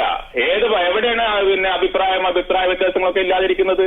അത് ചർച്ചയിലൂടെ പരിഹരിക്കാന്നുള്ളതല്ലേ ജനാധിപത്യ പാർട്ടി ചെയ്യേണ്ടത്. ഈ കേരളത്തിലെ ഗവൺമെന്റ്, ഞാനതാ പറയാം, കേരളത്തിലെ ഗവൺമെന്റ് നടപ്പാക്കുന്ന നിരവധി പദ്ധതികള്, ക്ഷേമ പദ്ധതികള്, വികസന പദ്ധതികള്, ഇത് വേണ്ട വിധത്തില് ജനങ്ങളിലേക്ക് എത്തിക്കാൻ നമുക്ക് കഴിഞ്ഞിട്ടില്ല എന്നുള്ള ഒരു സത്യമാണ്, പരമാർത്ഥമാണ്. അത് മാറ്റം വരുത്തുന്നതിന് വേണ്ടി ഇത് ജനാധിപത്യ രീതിയിൽ തന്നെ ചർച്ച ചെയ്ത് തീരുമാനങ്ങൾ എടുക്കുകയും ആ തീരുമാനങ്ങൾ ജനങ്ങളെ അറിയിക്കുകയും ജനങ്ങൾക്ക് അഭീഷ്ടങ്ങൾക്കനുസരിച്ച് പാർട്ടിയും സർക്കാരും പ്രവർത്തിക്കുക എന്ന തീരുമാനം KPCC പ്രസിഡന്റ് പ്രഖ്യാപിക്കുമ്പോൾ അതിൽ അഭിപ്രായ വ്യത്യാസമുള്ളവർ ആരാണുള്ളത്? താങ്കളിലേക്ക് തിരിച്ചു വരാം. രഘു ജി ഗുരുവായൂരിൽ നിന്നും ഒരു പ്രേക്ഷകൻ ചേരുന്നു. ശ്രീ രഘു പറയൂ. നമസ്കാരം. കോൺഗ്രസ് ഇപ്പോ കുറേയധികം ഇഷ്യൂസ് കൊണ്ട് ജനങ്ങളുടെ ഇടയിൽ വളരെ മോശമായ ഒരു പ്രതിച്ഛായയില് നിൽക്കുന്ന അവസരത്തില് കോൺഗ്രസില് ഈ സുധീരന്റെ KPCC പ്രസിഡന്റ് ആയിട്ടുള്ള ഒരു വരവ് പൂർണ്ണമായിട്ടും ജനങ്ങളുടെ ഒരു പ്രതീക്ഷ, പഴയ കോൺഗ്രസ്സുകാരിലൊക്കെ പ്രതീക്ഷ നൽകിയ ഒരു തീരുമാനമാണ്. പക്ഷെ അദ്ദേഹത്തിന്റെ നടപടികളോട് മുഖ്യമന്ത്രി അടക്കമുള്ള മറ്റു മന്ത്രിമാര് പൂർണ്ണമായിട്ട് സഹകരിക്കുന്നില്ലെങ്കിൽ അത് കോൺഗ്രസിനൊരു മാന്യമായിട്ട് തോൽക്കാൻ പോലും പറ്റാത്തൊരവസ്ഥയാവും. യെസ്, വളരെ നന്ദി ശ്രീ രഘു ചർച്ചയിൽ പങ്കെടുത്തതിന്, അഭിപ്രായങ്ങൾ രേഖപ്പെടുത്തിയതിന്. ശ്രീ ബാലേന്ദ്രൻ നായർ, എന്തായാലും കാര്യങ്ങളിൽ ഒരു മാറ്റം ഉണ്ടാകുന്നു. അത് വളരെ നല്ല അർത്ഥത്തിൽ തന്നെ നോക്കിക്കാണേണ്ടതുമുണ്ട്. പ്രത്യേകിച്ച് LDF-നൊക്കെ ആണെങ്കിൽ പ്രതിപക്ഷത്തിരിക്കുമ്പോൾ ഒരു നയം ഉണ്ടാവുക, ഭരണം കയ്യിലെത്തുമ്പോൾ മറ്റൊരു നയം ഉണ്ടാവുക തുടങ്ങിയ പ്രശ്നങ്ങൾ ഉണ്ടാകുന്ന ഒരു സാഹചര്യത്തിൽ ഭരണത്തിലിരിക്കുമ്പോൾ തന്നെ ഇത്തരം കാര്യങ്ങളിൽ ഒരു തിരുത്തുണ്ടാവുക, ജനകീയ സമരങ്ങളോട് ഈ രീതിയിലുള്ള സമീപനങ്ങൾ മാറുക തുടങ്ങിയ കാര്യങ്ങൾ വളരെ ആശാവഹമായി തന്നെ നോക്കിക്കാണേണ്ടതുണ്ട്. തീർച്ചയായിട്ടും ഇത് നമ്മൾ ഈ ചർച്ചയിൽ പങ്കെടുക്കുമ്പോൾ പ്രധാനമായും നമ്മൾ ഇവിടെ വാസ്തവത്തിൽ ഇത്തരത്തിലുള്ള ഈ ആശയങ്ങളെ സംബന്ധിച്ച് ആർക്കും അഭിപ്രായ വ്യത്യാസമില്ല. സുധീരൻ പറയുന്നതിനെ സംബന്ധിച്ച് പൊതുജനങ്ങൾക്കോ കോൺഗ്രസ് പ്രവർത്തകർക്കോ ഇല്ല. പിന്നെ എന്തുകൊണ്ട് നമ്മൾ ഇവിടെ ചർച്ചാ വിഷയമാക്കുന്നു എന്ന് പറഞ്ഞാൽ കോൺഗ്രസിന്റെ ഇന്നത്തെ സംവിധാനം ഇത് അതേ രീതിയിൽ ഉൾക്കൊള്ളുന്നില്ല എന്നുള്ളതല്ലേ. ഈ എന്റെ ബഹുമാന്യനായ സുഹൃത്ത് അബൂബക്കർ പറഞ്ഞതനുസരിച്ചാണെങ്കിൽ എന്തുകൊണ്ടാണ് ഇന്ത്യയിലെ എല്ലാ സംസ്ഥാനങ്ങളിലും തുടർന്ന് പന്തലിച്ചിരുന്ന ഒരു മഹാവൃക്ഷമായി നിന്നിരുന്ന കോൺഗ്രസ് ഇന്നത്തെ സാഹചര്യത്തിൽ എത്തി നിൽക്കുന്നത്? ശ്രീ ബാലേന്ദ്രൻ നായർ, താങ്കളിലേക്ക് അലൈനിൽ നിന്നും ഒരു പ്രേക്ഷകൻ ഏറെ നേരമായി ടെലിഫോണിൽ കാത്തു നിൽക്കുന്നു. ശ്രീ ഹമീദ് പറയൂ. സർ, ഇത് ഇലക്ഷൻ കഴിയുന്നത് വരെ ചിലപ്പോ കോൺഗ്രസ്സുകാര് VN സുധീരനെ സഹിച്ചേക്കാം. അതും അദ്ദേഹത്തിന്റെ നിയമനവും AAP-യുടെ നേരിയ വിജയം കാരണം ലഭിച്ചതാണെന്നാണ് എന്റെ അഭിപ്രായം. യെസ്, ആ രീതിയിൽ ആദ്യം തന്നെ അത് വിലയിരുത്തപ്പെട്ടിരുന്നു. വളരെയധികം നന്ദി ശ്രീ ഹമീദ് പ്രതികരിച്ചതിന്. ശ്രീ ബാലേന്ദ്രൻ നായർ, അങ്ങനെയുള്ള സ്വാധീനങ്ങളാണ് ഇത്തരം തീരുമാനങ്ങൾ എടുക്കാൻ കോൺഗ്രസിനെ ഒരുപക്ഷെ പ്രേരിപ്പിച്ചിട്ടുണ്ടാവുക. എന്തായാലും അത് കാലം ആവശ്യപ്പെടുന്നതാണ്. നയപരിപാടികളിൽ ഇങ്ങനെ ചില സമീപനങ്ങൾ ആവശ്യമുണ്ട്. അത് തിരിച്ചറിയാനുള്ള ഒരു ശേഷി ആ സംഘടന കാണിച്ചു തുടങ്ങിയിരിക്കുന്നു. അത് തെരഞ്ഞെടുപ്പിന് അപ്പുറത്തേക്ക് പോകുമോ, എത്ര കാലം പോകുമോ എന്നൊക്കെ അടുത്ത ചർച്ച മാത്രം. അതുതന്നെയാണ് വിഷയം. അതായത് ഇത് കേരള പ്രദേശ് കോൺഗ്രസ് കമ്മിറ്റിയിൽ മാത്രം, കേരള പ്രദേശ് കോൺഗ്രസ് കമ്മിറ്റിയുടെ അധ്യക്ഷനായിരുന്നുകൊണ്ട് അദ്ദേഹം പറയുന്ന കാര്യങ്ങൾ എത്രത്തോളം അവർ ഉൾക്കൊള്ളുന്നുണ്ടെന്നുള്ള പ്രാഥമിക ആവശ്യം. അതിനപ്പുറത്തേക്ക് ഇതിന്റെ നയരൂപീകരണ സമിതി ഇരിക്കുന്ന അല്ലെങ്കിൽ ഇതിന്റെ തലപ്പത്തിരിക്കുന്ന ആളുകൾ സാധാരണ ജനങ്ങളുടെയും കോൺഗ്രസ് പ്രവർത്തകരുടെയും ഒക്കെ വികാരം അല്ലെങ്കിൽ സാധാരണ ആളുകളുടെ എല്ലാ ജനപക്ഷത്തു നിന്നുകൊണ്ട് കാണാനാണല്ലോ കോൺഗ്രസ് ശ്രമിക്കുന്നത് എന്നാണല്ലോ അവകാശപ്പെടുന്നത്. പക്ഷേ നിർഭാഗ്യവശാൽ ഇവരുടെ കേന്ദ്ര നേതൃത്വം എന്തുകൊണ്ടാണ് ഇത്തരം കാര്യങ്ങളിൽ വ്യക്തമായ സുചിന്തിതമായ തീരുമാനങ്ങൾ എടുക്കുകയോ അതെല്ലാം അവരുടെ കീഴ്ഘടകങ്ങൾ നടപ്പിലാക്കുവാൻ വിട്ടുകൊടുക്കാത്തോ ചെയ്യാത്തത്? നമ്മളെ സംബന്ധിച്ചിടത്തോളം നമ്മൾ കാണുന്നത് ഇന്ന് ഒരു അസാധാരണമായ അല്ലെങ്കിൽ വളരെയധികം ഇത്രയധികം രാജ്യത്തെ ഭരിച്ച ഒരു രാഷ്ട്രീയ കക്ഷി ഒരു ജീർണതയെ നേരിടുന്നു എന്ന് പറഞ്ഞു കഴിഞ്ഞാൽ അത് പറയുമ്പോൾ ആക്ഷേപമായിട്ട് അവർക്ക് തോന്നുന്നു. പക്ഷെ അതല്ല യാഥാർത്ഥ്യം. അത് അംഗീകരിക്കാൻ മറുഭാഗത്ത് ഏതെങ്കിലും പ്രാദേശികമായ പ്രശ്നങ്ങളെ ചൂണ്ടിക്കാണിച്ചുകൊണ്ടോ അല്ലെങ്കിൽ മറ്റേതെങ്കിലും ബാലേന്ദ്രൻ നായർ തിരിച്ചെത്താം. ഖത്തറിൽ നിന്ന് ഒരു പ്രേക്ഷകൻ ഏറെ നേരമായി കാത്തു നിൽക്കുന്നു. ശ്രീ സത്താർ പറയൂ. തീർച്ചയായും. ഹലോ, പറഞ്ഞോളൂ. ഇന്ത്യയിലെ ജനങ്ങൾ ഒരു പുതിയ മാറ്റം ആഗ്രഹിക്കുന്നുണ്ട്. അത് കോൺഗ്രസ് നന്നാവുക എന്നത് തന്നെയാണ് ജനങ്ങളുടെ ആഗ്രഹം. കാരണം ഈ കോൺഗ്രസിന് മാത്രമേ ഇന്ത്യയെ രക്ഷിക്കാൻ സാധിക്കുകയുള്ളൂ. ഹലോ, കേൾക്കാം. VM സുധീരന് കേരളത്തിലെ കോൺഗ്രസിനെ പൂർവാധികം ശക്തമായി തിരിച്ചു കൊണ്ടുവരാൻ കഴിയും. ജീർണതയിൽ നിന്ന് രക്ഷപ്പെടുത്താൻ കഴിയും. യാതൊരു സംശയവുമില്ല. ശ്രീ സത്താർ, വളരെയധികം നന്ദി പ്രതികരിച്ചതിന്. ശ്രീ ബാലേന്ദ്രൻ നായർ, ഇപ്പോഴും കോൺഗ്രസിൽ പ്രതീക്ഷയുള്ള ആളുകളുണ്ട്. അപ്പോൾ അവിടെ ചില മാറ്റങ്ങൾ വരണമെന്നും അവർ ആഗ്രഹിക്കുന്നു. ഇതെല്ലാം നയങ്ങളുടെ അടിസ്ഥാനത്തിലാണ്. ജനങ്ങൾക്ക് വേണ്ടിയാകണം ഭരണം, നേതാക്കൾക്ക് വേണ്ടിയാകാൻ പാടില്ല, വ്യക്തിയാധിഷ്ഠിതമാകരുത്. ബഹുമാനപ്പെട്ട എന്റെ സുഹൃത്ത് അബൂബക്കർ പറഞ്ഞത് യഥാർത്ഥത്തിൽ വ്യക്തിയാധിഷ്ഠിതം അല്ലാതാക്കുന്നുവെന്നാണ്. ഇവിടെ എല്ലാം കേന്ദ്രീകരിച്ചിരിക്കുന്നത് വ്യക്തി കേന്ദ്രീകൃതമാണ്. കേന്ദ്രത്തിൽ പോലും കോൺഗ്രസിന്റെ അവസ്ഥ അത് വ്യക്തി കേന്ദ്രീകൃതമായിട്ടാണ് നിൽക്കുന്നത്. പ്രശ്നാധിഷ്ഠിതമായിട്ടോ അതല്ലെങ്കിൽ വസ്തുതകളുടെ അടിസ്ഥാനത്തിലോ അല്ലെങ്കിൽ ജനങ്ങളുടെ വികാരങ്ങൾക്കനുസരിച്ചോ അല്ല എന്നുള്ളതാണ് ഈ ജീർണതയ്ക്ക് കാരണമെന്ന് ചൂണ്ടിക്കാണിക്കാനാണ് ഞാൻ ആഗ്രഹിക്കുന്നത്. അതല്ലാതെ ആഭ്യന്തരമായ ഏതെങ്കിലും പ്രാദേശികമായ പ്രശ്നങ്ങളൊന്നുമല്ല ഇവിടെ ഉള്ളത്. അത്തരത്തിൽ അടി മുതൽ മുടി വരെ മാറ്റങ്ങൾ വരുത്താൻ ആ നേതൃത്വത്തിന് കഴിയുമോ? കഴിയട്ടെ, അപ്പോൾ ഈ പറയുന്നതെല്ലാം സംഭവിക്കും. അതുകൊണ്ട് തന്നെയാണ് താഴെത്തട്ടിലേക്ക് പ്രവർത്തകരുടെ ഭാഗത്ത് ഇത്തരത്തിലുള്ള സമീപനങ്ങൾ ഉണ്ടാകുന്നത്. അനുസരിച്ചില്ലെങ്കിലും കുഴപ്പമില്ല. ഒരാളൊരു അച്ചടക്കം അടിച്ചേൽപ്പിക്കാൻ ശ്രമിച്ചാൽ അതിനെ എതിർക്കും എന്നുള്ള സാഹചര്യം വരുന്നത് അതുകൊണ്ട് തന്നെയാണ് എന്ന് ബഹുമാനപ്പെട്ട എന്റെ സുഹൃത്തുക്കൾ ശ്രീ ബാലേന്ദ്രൻ നായർ വ്യക്തമാണ്. അബ്ദുൽ ഖാദർ നമ്മോടൊപ്പം സൗദിയിൽ നിന്ന് ടെലിഫോൺ ലൈനിൽ ചേരുന്നു. ശ്രീ അബ്ദുൽ ഖാദർ, വളരെ പെട്ടെന്ന് പറയും. VM സുധീരനല്ല, സോണിയാഗാന്ധി വന്നിട്ട് കേരളത്തില് KPCCന്റെ പ്രസിഡന്റ് ആയാലും ഒരു മന്ത്രിമാർക്കോ MLA-മാർക്കോ ഒരാൾക്കും ഒരു ആക്ഷൻ എടുക്കാനും ഒന്നും കഴിയില്ല എന്നുള്ളത് വ്യക്തമാണ്. ഇതിനു മുമ്പ് പല പ്രശ്നങ്ങളും ഇതുപോലെ കോൺഗ്രസിലെ പല പ്രശ്നങ്ങൾ ഗ്രൂപ്പ് വഴക്കായിട്ട് തല്ലും പക്കണുണ്ടായിട്ട് ഒന്നും ചെയ്യാൻ ഒരു നേതാക്കന്മാർക്ക് കഴിഞ്ഞു. ഇനിയും അതുപോലെ തന്നെ ഉണ്ടാകാൻ സാധ്യത. വളരെ നന്ദി പ്രതികരിച്ചതിന്.